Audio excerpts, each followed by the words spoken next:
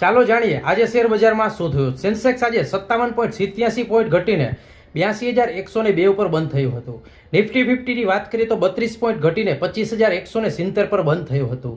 Bank નિફ્ટીની વાત કરીએ તો 0.41% ઘટ્યું હતું, તો ખાસ કરીને 55,509 પર બંધ થયું હતું। ટોપ 5 ગેનર સ્ટોકની વાત કરીએ તો ખાસ કરીને ઇન્ડસઇન્ડ બેંકમાં 20 રૂપિયાનો વધારો આવ્યો હતો, એક્સિસ બેંકમાં ખાસ કરીને 26 રૂપિયાનો વધારો આવ્યો હતો, જેએસડબલ્યુ સ્ટીલમાં ખાસ કરીને 25 રૂપિયાનો વધારો આવ્યો હતો, બજાજ ફાઇનાન્સમાં 19 રૂપિયાનો વધારો આવ્યો હતો, મારુતિ સુઝુકીના સ્ટોકમાં ખાસ કરીને 525 રૂપિયાનો વધારો આવ્યો હતો। 3.32% આજે વૃદ્ધિ જોવા મળી હતી।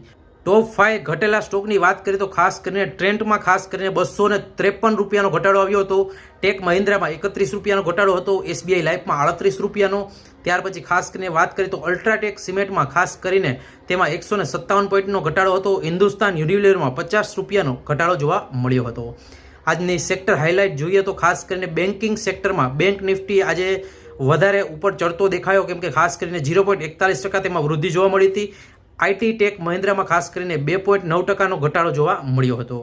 ઓટોમાં જોઈએ તો મારુતિ સુઝુકીના શેરમાં આજે 3.32%ની તેજી જોવા મળી હતી।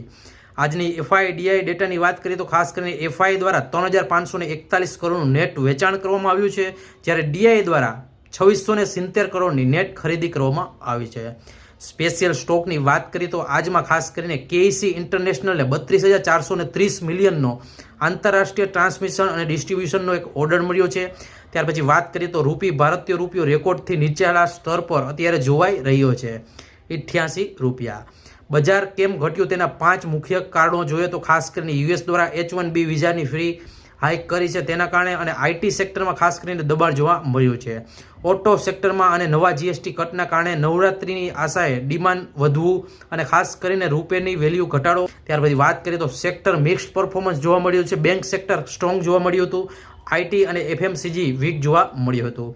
ઇન્વેસ્ટરોમાં ખાસ કરીને પ્રોફિટ બુકિંગ કરી રહ્યા છે, અને ગ્લોબલ ક્રૂઝ અને અનસર્ટિનિટીને કારણે ખાસ કરીને બજાર અત્યારે નબળા જોવા મળી રહ્યા છે।